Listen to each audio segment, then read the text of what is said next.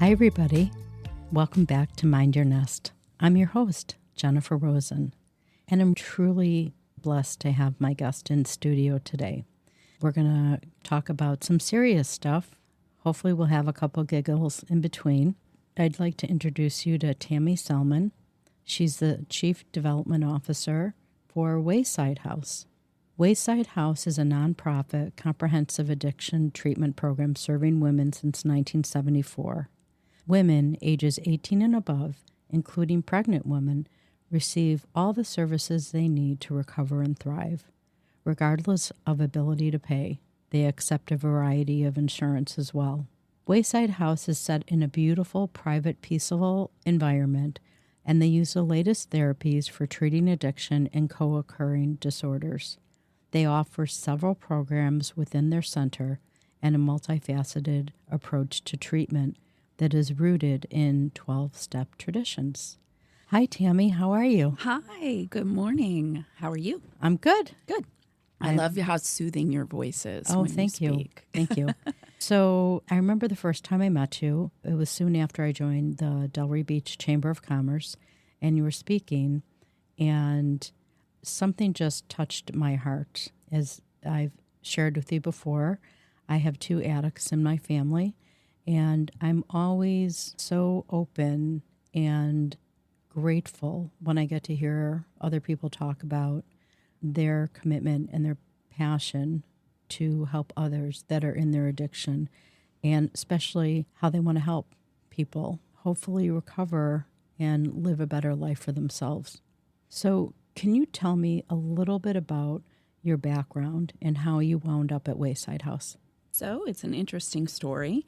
I went to Towson State University in Maryland, and I majored in elementary education. Mm-hmm. I love children, and I taught for 8 years in Baltimore City, 3rd and 4th grade. I had, on average, between 30 and 32 kids in my classes, and it was a pretty tough school. We had a lot of low income, and the whole community, there were 800 children in the school, and they all walked. So it was just in a very concentrated area. Mm-hmm. And then I got pregnant with my daughter, and I realized that I wanted to take the time to raise her and be with my child. So I took some time off, and I stayed with her. And then I just realized that I didn't think that I was going to go back. I loved teaching, and I loved my children, and I loved what I was doing. However, the politics of what I was doing was very difficult. Mm-hmm. I was told that I had to teach a certain way, and I knew what my children needed, and they would fall apart with what was expected of them. So I stayed home with my daughter, and then I also had a son, and I was still living in Maryland. I did get my master's from Johns Hopkins in education as well during that time. And then we moved with my husband's job, and we moved from Maryland to Ohio. And in Ohio, I worked at a little church preschool and was with the little ones. But all along the whole time, I was raising funds. I was raising funds for the little preschool. I was raising funds for different organizations. I was on boards for nonprofits and found that I really enjoyed it. So when my kids got into school and I started doing fundraisers for their PTAs and all of that, I decided, hey, let me give this a shot for a career. So eventually I started interviewing at different places. We ended up moving from Ohio to North Carolina, once again for my husband's job. And there I got on the board of the Holly Springs Food Cupboard and started raising funds for them. I decided I'm going to apply for a job, and I got a job at a very well-known national organization in Durham, North Carolina. And I was there for about 8 years. And in the meantime, I was talking with my sister who lives in Florida, and she had been living here for several years. And she shared with me, I told her about my dissatisfaction with my job. That's why I won't name where I was. But so she said to me, there's a place here that's really pretty special that I think you should contact about getting a job. And they're advertising for a chief development officer. And I thought, hey, maybe this is the change we need. My husband was no longer working in pharmaceuticals, so I figured we could move for my career this time. I contacted the space and I kept contacting because I didn't hear back. And eventually I was just very persistent. And they said, well, you have a North Carolina address and we really can't relocate you. And I said, no, I'm willing to do that for myself. I know for nonprofit, I'm not expecting you to do that. I ended up interviewing with them during COVID. Unfortunately, my father-in-law had passed away and I was at their home in Delaware, and we were on the back porch and we were on Zoom, and I interviewed with the CEO. And then the next day I interviewed with the CEO and 2 members of the board, and then they offered me the job. Fantastic. So it was just a whirlwind because at the time my mother-in-law was also very sick with brain cancer, and my husband was staying with her in Delaware. So he never went back to the house once his dad passed away.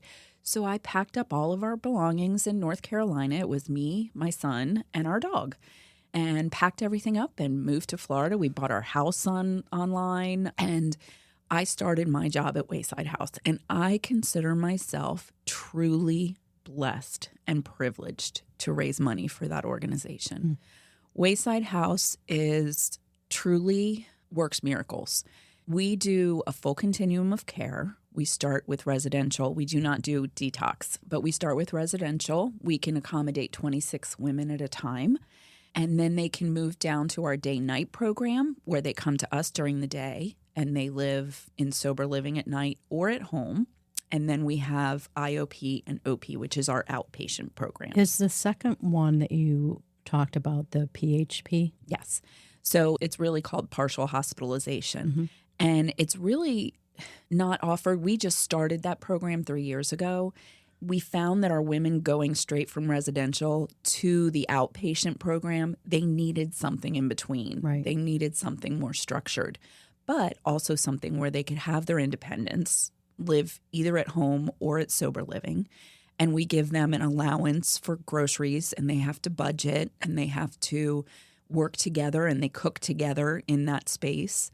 And then with the IOP and OP, which is individualized outpatient or intensive outpatient and outpatient, they can live at home, have a job, and they can come at night.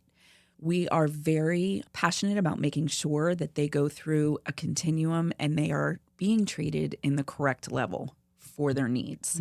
Someone can come in and they can start with PHP if they don't need residential.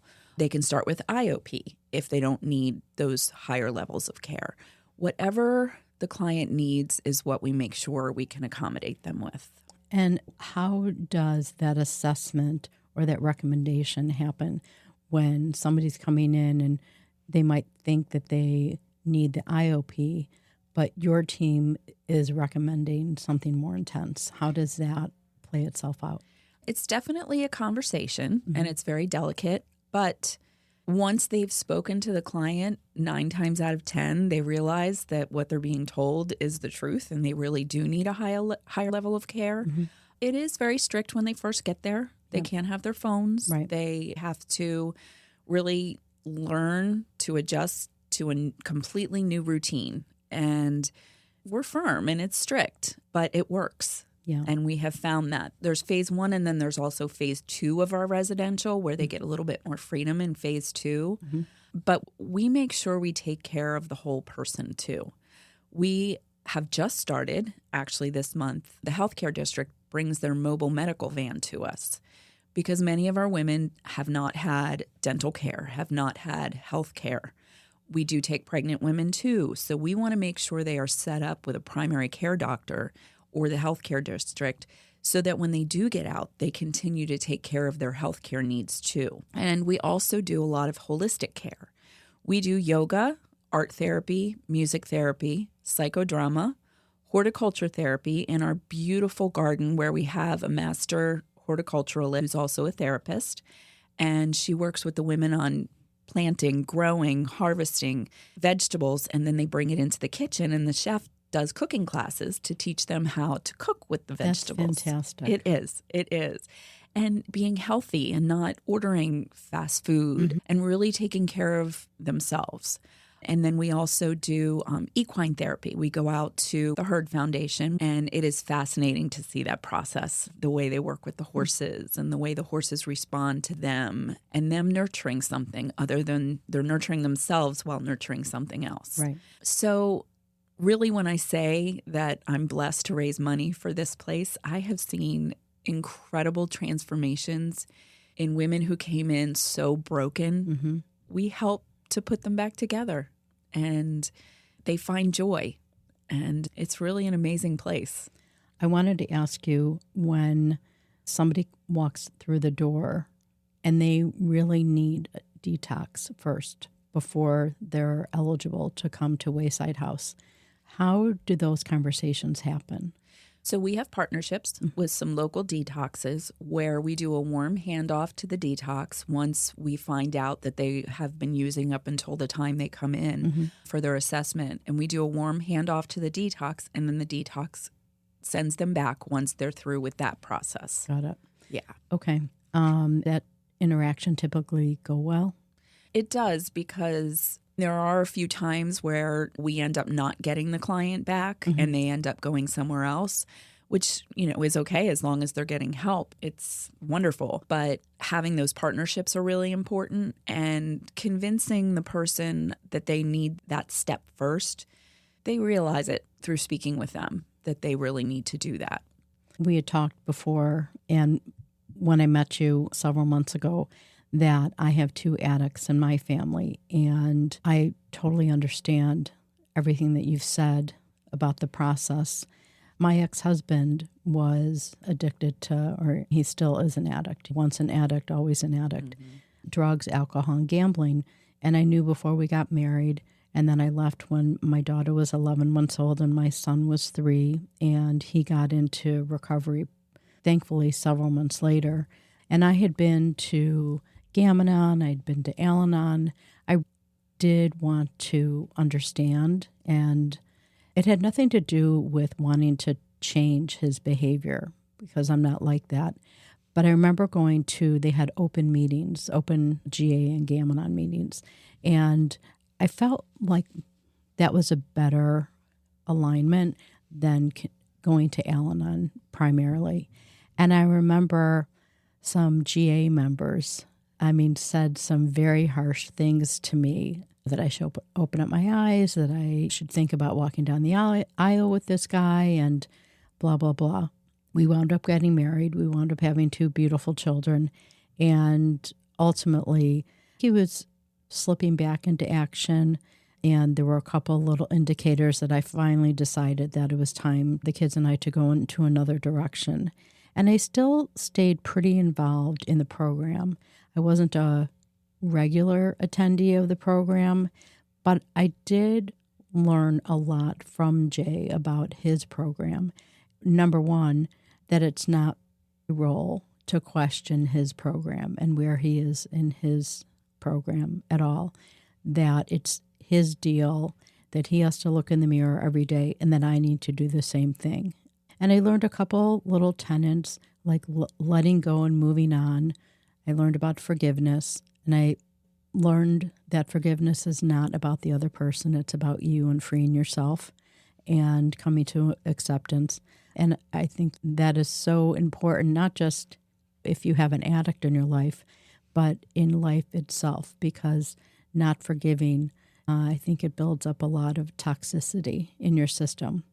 And I remember the first time actually I went to see Jay, he was at a psych ward initially. And the way you describe Wayside House, being warm and having really pretty, soothing colors and feeling like a home and looking like a home and having the garden, I looked at the property and it's very inviting and welcoming. It's not sterile. You have lovely colors in there, and sofas and chairs and pillows and flowers, and the kitchen's beautiful, which I do believe helps because it makes it look less clinical and less like you're in a psych ward or in a hospital setting where some programs are. So I remember the first time I went to see him, and it was horrible, absolutely horrible. I thought if somebody wasn't crazy coming in here, they could definitely go crazy while they're here. I'm going to fast forward many years, and our son started doing stuff. He's an addict in recovery. And I remember the first program he went to. It was actually here in Deerfield Beach. I'm not going to name the program. It was co-ed, and it was the only program that we could find that treated compulsive gamblers. You and I spoke about, how addicts, especially at Wayside, are either drug addicts or alcoholics, and they typically are cross-addicted to other addictions, which is pretty common, whether it's being a sex addict, a shopping addict. There are a whole host of others. But gambling is different because it's a process disease. It's not a substance abuse disease. People can tell if somebody has a drug problem or an alcohol problem because they could taste it, they can smell it. You can visibly see that somebody is not right.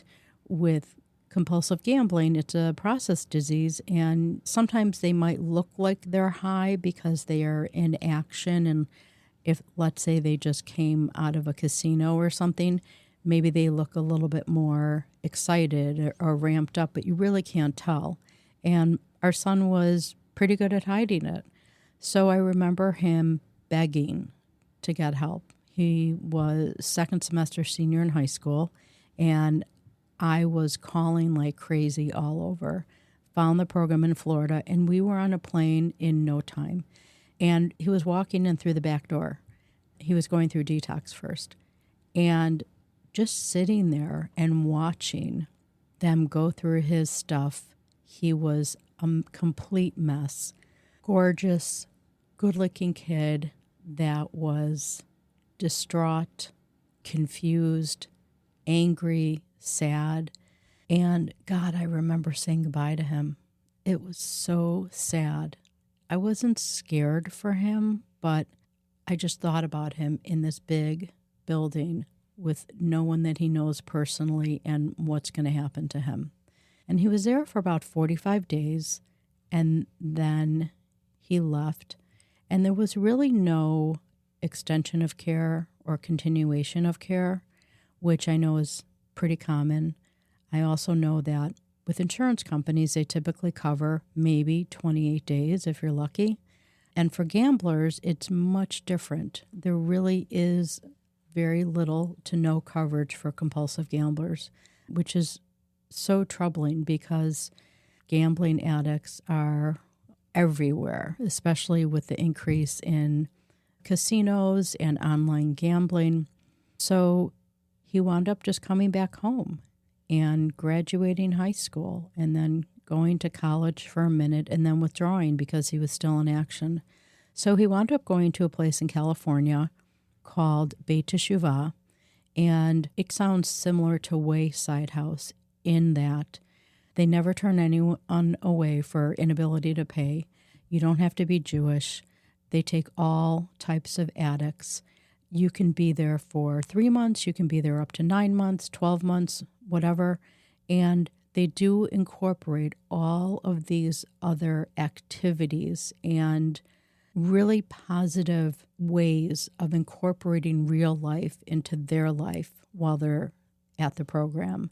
If you want to learn anything in marketing, if you want to learn how to be a musician, if you want to learn something about electronics, they had vocational training there too. And it was a very submersive experience, like what Wayside House offers in terms of really planned care, very methodical.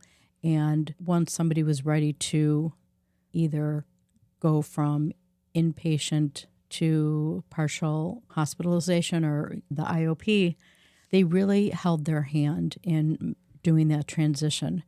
One of the things that I thought was wonderful that they did is they had a family gathering weekend, and we flew out there, and it was really amazing. We sat in this really big circle and talked about our addict and how we personally, me as the mother, had been dealing with all of this. And then the addict got to speak first.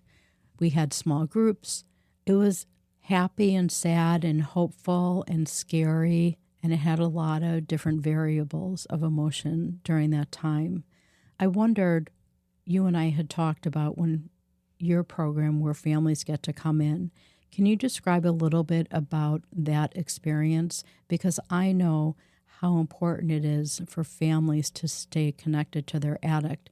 I heard stories at Beit Teshuvah of parents that were doing tough love, and even though they had potentially enabled their addict for such a long time, they weren't letting their addict back into the house. And there were a couple of addicts that broke out of treatment and overdosed and died on a park bench in Los Angeles. And I remember thinking and talking with my ex-husband, like that I could never imagine doing that to Noah, that for him, that wasn't going to work. I'm grateful that I never took that hard line because I don't think that he would be with us today if that were the case. But I understand parents who do take that hard line. Every circumstance is different and every familial relationship is different. So when the addict in your program gets to the place where parents and family members are allowed to come in, what does that look like? As I was sitting here listening to you, I wanted to jump in so many times because there were so many things you were talking about that I said, oh my gosh, yes, Wayside does that. Yes, Wayside does that. So yes, every Saturday we have family come in when our women reach phase 2 in residential, and family can come in and we do groups. We do individual families with a therapist. We have children come in, depending on their age, they may participate in some of the therapy. We have a space in the center of our building where there's a playground for the moms to play with their children and interact with them. We know that once they leave, they're going to go back and be with their family. And we talk about triggers all the time. And it's very important that the family has some of those tools that they need to use with their child or spouse, or that they have those tools to use in order to prevent a relapse. Can you describe a couple of those tools? It's really on an individual basis, depending on what the relationship has been. But you spoke about enabling, and a lot of that is having boundaries, having loving boundaries that will prevent the just normal communication and a lot of communication. And how are you feeling right now? How are you feeling about what I just said? Really, the relationship needs to heal. And we provide the opportunity to heal that relationship, whatever it may be. A lot of our women have lost their children and have to go to court to get them back. And part of getting them back is going through our program. Another component, and this is a little bit of a different subject, you had mentioned the vocational at your son's facility. We have a career center, and when our women leave us, we make sure that they are gainfully employed. We have partnerships with different recovery-friendly businesses who are willing to understand and work with the client. If they do happen to slip and have a relapse, they know how to handle it. They know what to do with that person. That's something that's definitely an issue. We need more recovery-friendly workplaces in Delray, in everywhere, actually. But with our career center, they work on their resumes. They work on interview skills. They work on those triggers in the workplace. We provide interview clothes for them. If they do need to go to court, we provide clothing for them to wear so that they're presentable and they can get their children back. You also mentioned co-ed. Something that we're very proud of is the fact that we are women only. In that realm, it's very difficult if you are distracted by a male. I completely agree. We really feel as though the success of our program has been dependent on the fact that we are only serving women. So there's just a lot of different aspects that have been considered. When this was founded in 1974, it was founded by a woman named Phyllis Mickelfelder and Susan B. Anthony, which is the great niece of the Susan B. Anthony. Wow. And it was the little post office house on 6th Avenue where we are now. And it was one woman who came in and was struggling. And these two women realized that women were out there and they were struggling with addiction. Yep. And there was no help for them. Now we serve over 320 people a year. You did allude to the insurance companies only covering a certain amount. Yep. We do up to 90 days in residential. Obviously, the insurance covers the first portion, and then we cover after that, hence where my job comes in to fundraise and provide scholarships for the women. We know how important it is. It takes probably the first 30 days just to get adjusted and to begin the process of loving themselves. Mm-hmm. So we know they need to stay longer than that. Yep. So we do up to 90 in residential, and then we do 45 in our partial hospitalization. And we have some women who stay with us, like you said, for over a year. Yep. They're in our programs. Then we have you talked about aftercare, a very strong alumni group. Our alumni come in and they work with the women. They do activities with them monthly. They do things for them for the holidays. They raise funds for themselves to be able to do things for the women in the house. We have a monthly meeting where our alumni come and celebrate their anniversary. Oh, that's and wonderful. June is a huge one. We had 14 celebrants. I get the chills when I talk about it, but we had 14 celebrants in June. We have women come back who have 48 years sober, 45 years sober, Mm-hmm. and they are such a true inspiration to the women Yep. who are just starting out. And to hear the interactions, you can do this. I know I felt exactly the way you do. Mm-hmm. I was resentful. I was angry. I didn't want to be here. And now this is my success. We have one woman who went to the Supreme Court as a judge. We have lawyers. We have tremendously successful women who had been struggling and were so broken. And now they all say, Wayside House saved my life. Yep. And to be able to raise money for that, I can't ask for anything more. It's just an amazing place. A lot of people that I've run into over the years, going back 25 years, when I started going out with my ex-husband, and some even till today, there's such a stigma with addiction. Mm-hmm. It's really unbelievable. But I know that nobody goes out and says, I want to be an addict. It doesn't start from there. It starts from deep-rooted pain, mental illness, suffering from depression or anxiety or potentially bipolar disorder, or a whole host of mental illness symptoms. And what makes the jump from that to getting into being in action in whatever the addict might be addicted to is the pain and the shame. And they don't know what to do with it. They might not have the means to get help, to talk about what's making them suffer so much, dealing with trauma. And for some people, the natural evolution is to start drinking, is to start smoking, is to start gambling, is to start doing some behavior that is not healthy and could potentially result in something completely disastrous for their lives.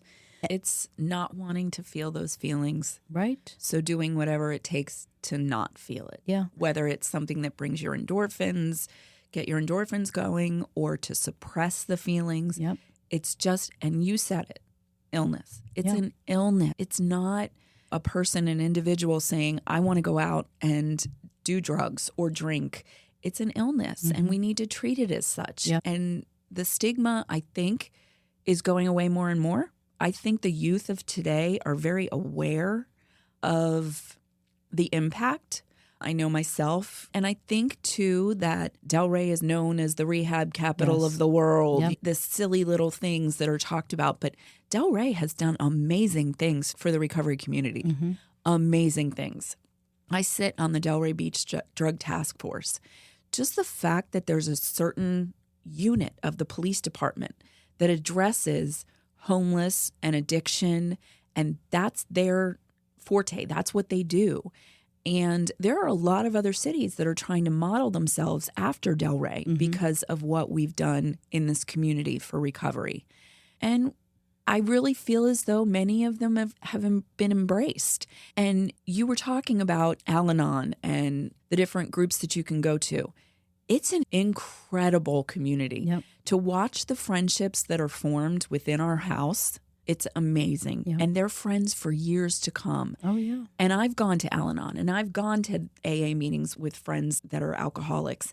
I see the sense of community, and they have such a strength that there are many people out there that would envy being a part of that group. That's a part right. of a group that is just so supportive of one another, lifting each other up. Now, you said they're brutally honest, Yeah. and they are. Yep. Because they need to be. That's right. And it works. It works when someone says to you, oh, really? You really think that you can change him? Right. That kind of a thing. Yeah. So I admire their community. I really do. I agree. I say to my ex-husband, thank God, I'm grateful that I've learned so much from your recovery by me going to these meetings. Family Anonymous back in Chicago has a great group. And wherever you do find your support, it is amazing. It's not amazing to know that other people are suffering, but it is amazing to know that other people are suffering, that you have somebody that truly knows what you're talking about and the pain that they've gone through with the addict in their life, Yes. whether they're still alive or not. Because as we know, there are a lot of addicts that do something that tragically ends their life. Yes. But it's wonderful to see that those families are still connected to the community and help teach. Others. Yeah. Tammie, I know we were short on time because we were chatting for too long before we started. We could be here for a real long time. I just thank you. And I thank you for what you're doing and your passion to help raise funds for such an important house and for such an important community and really for such an important cause, because addiction isn't going away. It really isn't. And we need to be there, Yes. to rally around, to support, to love, to let people know that they matter, that they are cared for, that they are loved. Because without that, unfortunately, the addicts just stay addicts with the hope that they can get better. And that's the tragedy of all of this. So I thank you so much. It's my pleasure. All right, everybody. I hope you enjoyed it and learned a few things. And have a wonderful rest of the day. Take care.